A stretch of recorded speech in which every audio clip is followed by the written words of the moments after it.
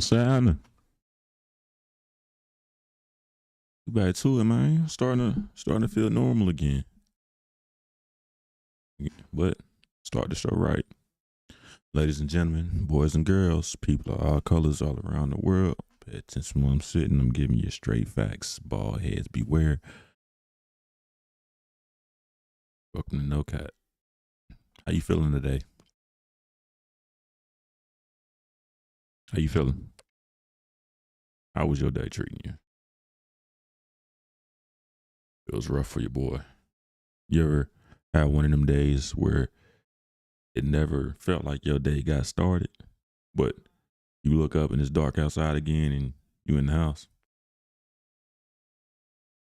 It was one of them days where the day never seemed to get rolling. It just limped along, dragged along, and then here we are. But hey, man, thankful for another opportunity. Got to lower this thing down, that way folk can see what we getting into today. Starting to get back in the flow of allowing the shows to ease into one another, and folk can start to see the linear consistency of where we coming from, right? It's been an interesting week, and I want to get into today, like, the idea of accountability. I don't want to go too in depth on it because it probably end up being a topic of the show, but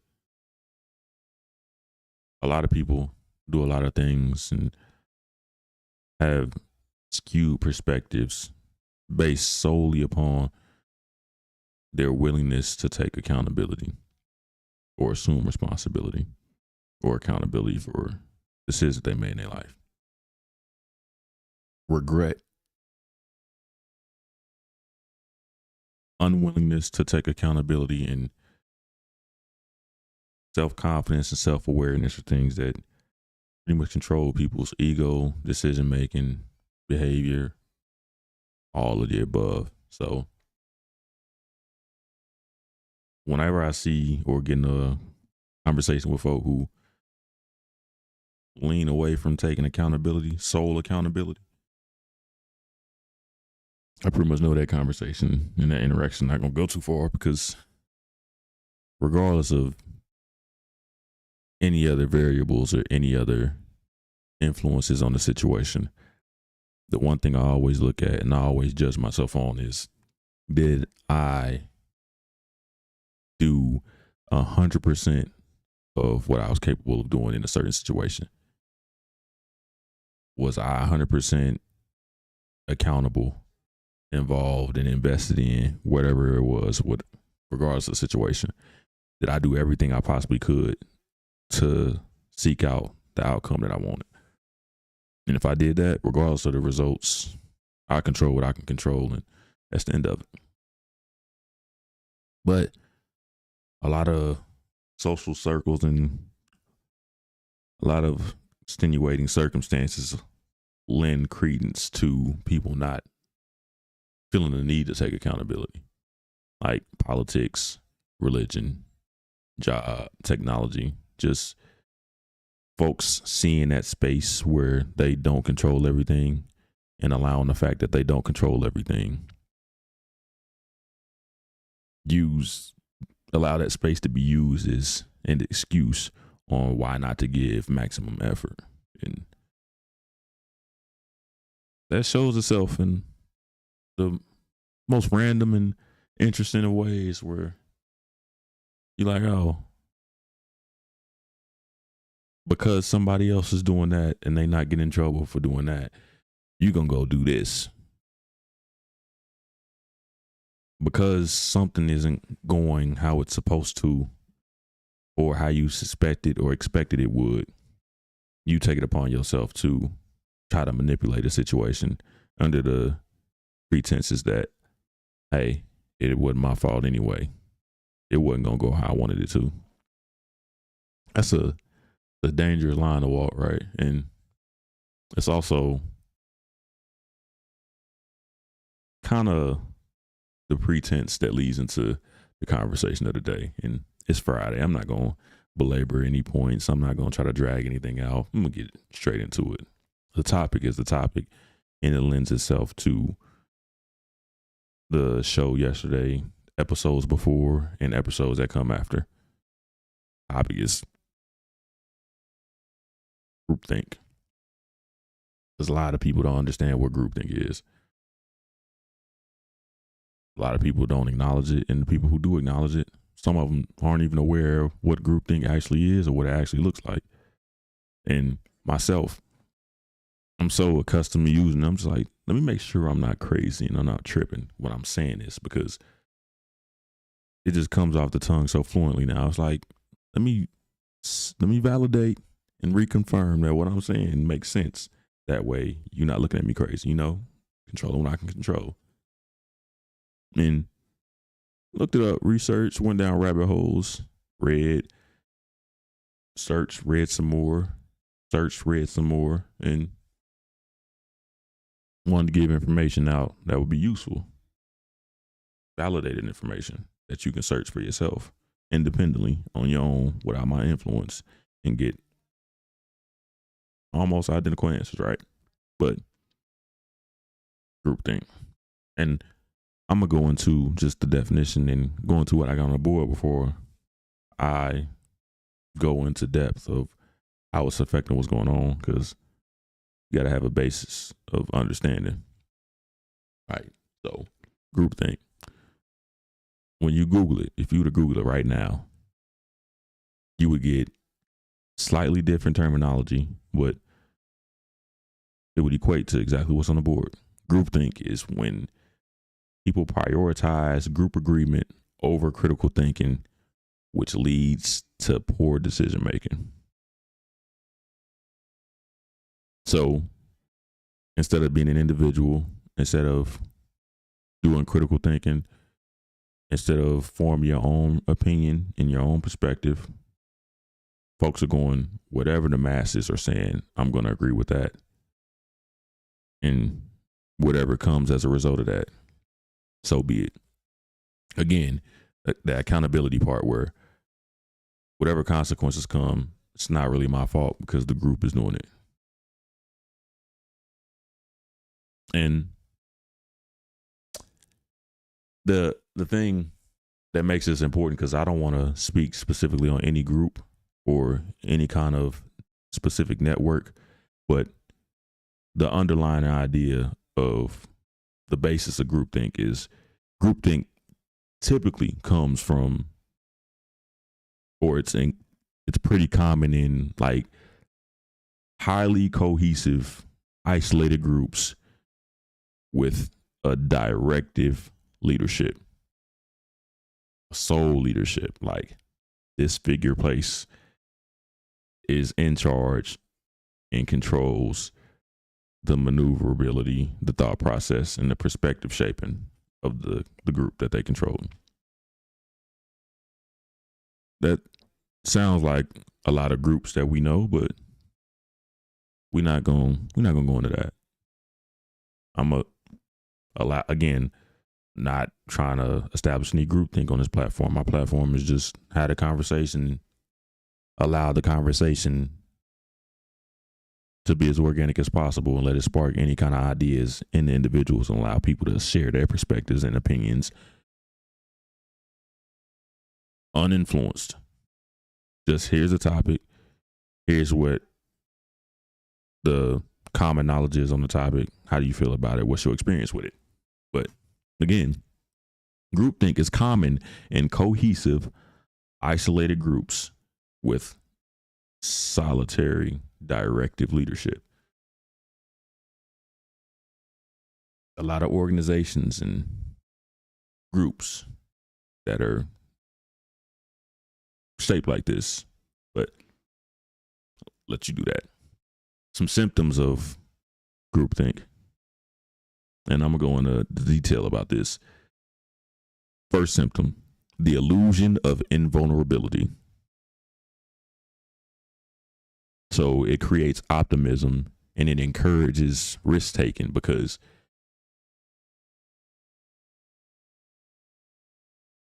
majority rules, right? The group, the strength is in numbers. The power is in numbers. So because there are more of us than there are of you, that emboldens people to be more optimistic about how they go about living their lives. Society behaves and thinks this way, so I'm going to move according to society thinks. And it encourages risk taking because I have a larger crowd of people who will understand my perspective and will rationalize with my decision making. Right or wrong, just I have the numbers, so I'm going to do it. Okay. Another symptom, collective rationalization.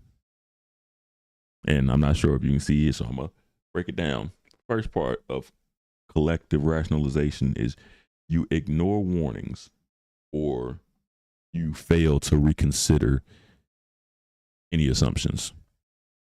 So if there is any information or opinions or perspectives or counter arguments that juxtapose or oppose your perspective and your standpoint, your viewpoint, just ignore it. And if you have any doubts or any questions about the perspective of the group, or if you have any questions about the group that you're in and you're supporting, you just push them back, out of sight, out of mind. I'm going to go with the flow regardless of any trepidation I might feel about it. Okay. That's one way to approach it. And there's the self-censorship, which is part of what I was just talking about, where you avoid rocking the boat and you suppress any doubts or counter arguments you have to the position of the majority. Again, the sole purpose is to prioritize group agreement. You want group harmony. You want everybody to agree more than you want to have individuality, or more than you want to have any kind of critical thinking. Just whatever y'all say goes, because again, it removes accountability from your shoulders. Everybody's saying it, everybody's doing it. One of the lessons that I grew, or that was like stapled into me, was just because your friends are doing it doesn't mean you're going to do it. If they all jump off a bridge, you're going to follow them. Think for yourself. The next symptom, pressure on dissenters. For anybody that doesn't know what a dissenter is, it's opposition, the ops. Folks that's on the other side. Dissenters. Simple. So they pressure everyone who questions the group census. So anybody who doesn't just go along, doesn't just roll with the punches, who disagrees with what's being said or disagrees with what's being done, we're going to pressure you. That comes up in cancel culture, where you're not agreeing with what we're saying, then we're going to take shots at you. We're going to find some kind of way to attack you, to discredit you, or minimize your individuality and your opinion. Not with facts, just with pressure. We're not trying to disprove. We're not trying to disprove it all. That's not the point. The purpose of applying pressure on dissenters is not to disprove anything they're doing. It's to invalidate. Happens a lot. And then the last symptom, mind guards. Mind guards are basically self-appointed defenders who shield the group from dissenting info. These are people who, again, these are the guard dogs that apply the pressure on the dissenters. These are the people who are discrediting, belittling, invalidating, discouraging, disrespecting, attacking, and applying pressure.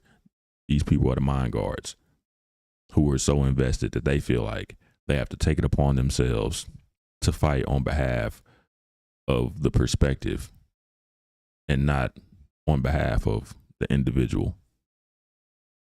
So all of that right there lends itself to groupthink.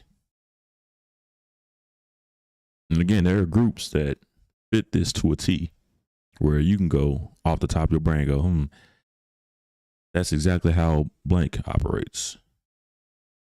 Groupthink, where somebody tells you how to think, what to think, and you don't question their perspective. You don't question their logic.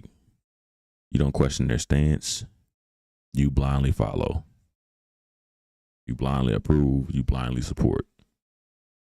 And you go to war against anybody who doesn't agree, who doesn't go along with it. And a lot of people feel like they're not even going to war, but they are. Where I'm not going to talk down on your opinion. I'm just going to tell you how my opinion is superior to yours. Folks who don't communicate and don't converse, but they show themselves as doing. Like, yeah, I'm hearing you, but I'm not listening to you. I'm allowing you to respond, but it's only in order for me to time my next reply. It's a passive, argumentative behavior, passive aggressive, but heavy on the passive to make it feel like when I'm undermining or invalidating your perspective, I'm not threatening you while I do it. It's just I'm not considering you either. And I don't have to consider you because I'm not accountable for this perspective. It was one that was given to me by an outside source. So I'm not accountable for how it makes you feel. There have been a few conversations in the Black community in which groupthink has popped up, and the groupthink is rooted and based in self-hatred. So folks don't too much care about the logic behind it. It's just, this is what's always been the case. This is how we've always operated. So this is just what it is. And if you're not getting on board with that, there's something wrong with you. The world is built and expanded upon by individual thought, perspective, and critical thinking ability. So if you're doing that, you're improving the world, but at the same time, the masses never approve of individuality because it's not what's sold. It's harder to control groups of individuals than it is to control an individual group. And it's easy to see, and it's hard to break that habit of other people who don't want to break the habit, because it's basically brainwashing, cult behavior. Cults were basically just groupthink. I remember in school having to do a research paper on Jonestown, James Jones. Basically, the preacher who used religion to make a lot of people commit suicide with Kool-Aid. Same thing. I'm going to give you the perspective that you're going to hold and cherish. Allow me to think for you.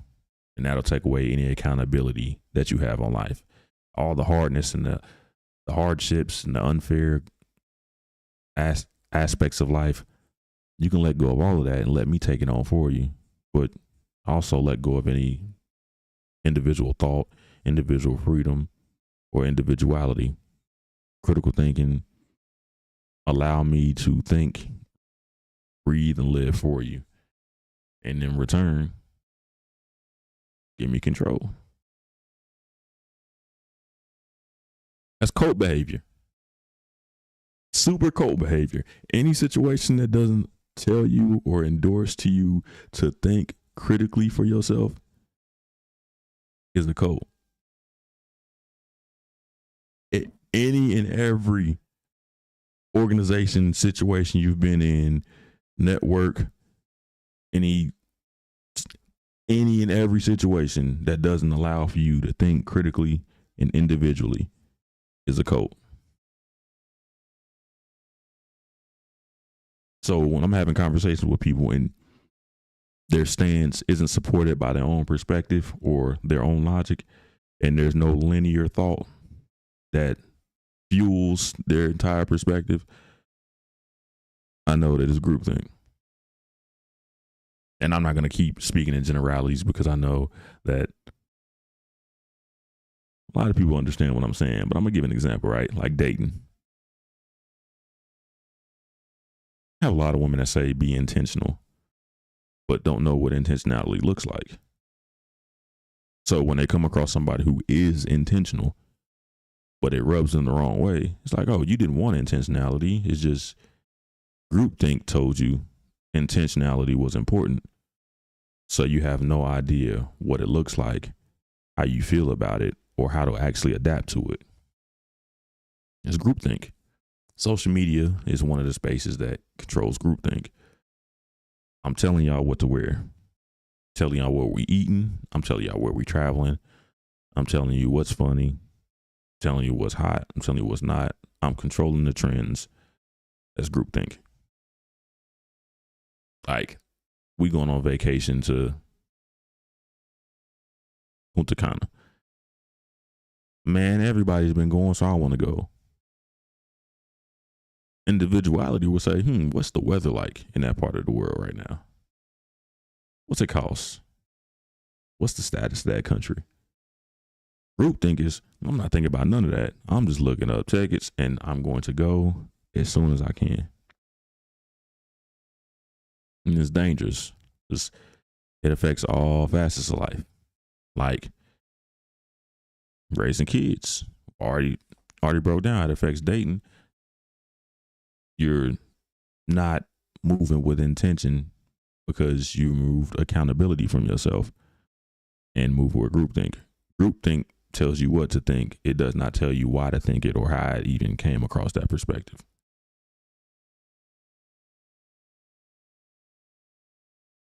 It's not his job. His job is strictly to give the order, and your job is to follow the order. The army, another example of groupthink. This is what we do. This is what we've always done. This is how it's going to continue to operate. Your individual opinion and your individual perspective does not matter.